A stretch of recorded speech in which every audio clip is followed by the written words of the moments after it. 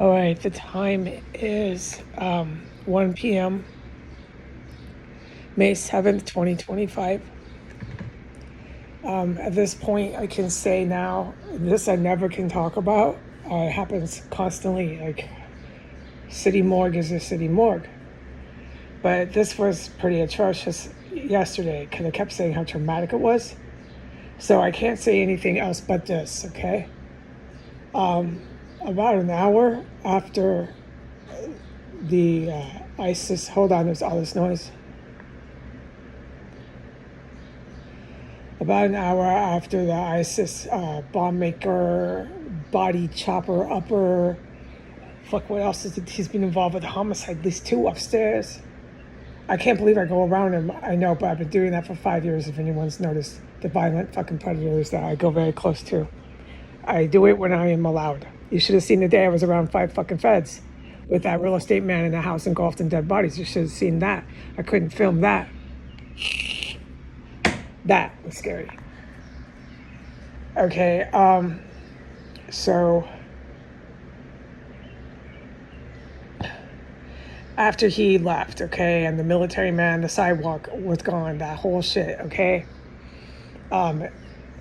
The house was engulfed with a stench level 10 of rotting, dismembered corpses that had all died.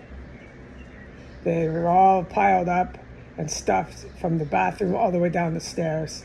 The whole first floor, staircase to the first and second floor, the entire second floor, the entire second floor bathroom, and my extra room. My extra room was a lost cause, reeked of level 10 dead bodies. The stench in my extra room was a level 5. You couldn't get away from it. It lasted 2 hours, and there nonstop. There was no end for 2 hours in my extra room, and the stench continued and never stopped out in the house until I gave up going out there at all. And that was, I went to sleep as usual because I'm so exhausted from being constantly poisoned and traumatized and re-traumatized. I went to bed probably no later than 9.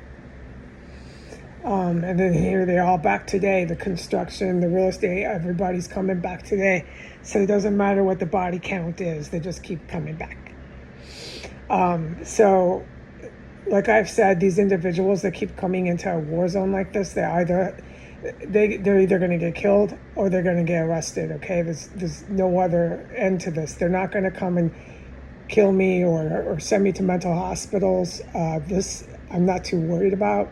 It's really frightening at the time when they're making those attempts, but what I've learned through living through it, like you live it, you know it, you learn to walk, you learn to talk. So what I've learned, okay, you learn the alphabet, you learn to count to 10. What I've learned is no, they don't have it so easy to coming and handcuffing me anymore in a place where there's this much fucking chemical poison gas. That blanket that this fucking killer terrorist man stuffed in a big black garbage bag with all my traceable evidence that traced back to me, everything in a big black garbage bag, multiple big black garbage bags in the back of his truck,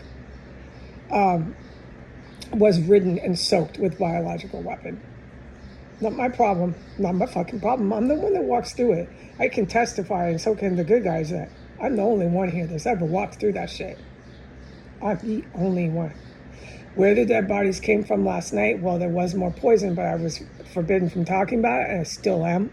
It was brutal, horrible poison, so I could presume that. But there was too many bodies, and it kept getting worse and worse and worse, the stench getting worse and worse until it was level 10. For it to just be the poison, and I'm forbidden from talking about the chemical weapons that were used.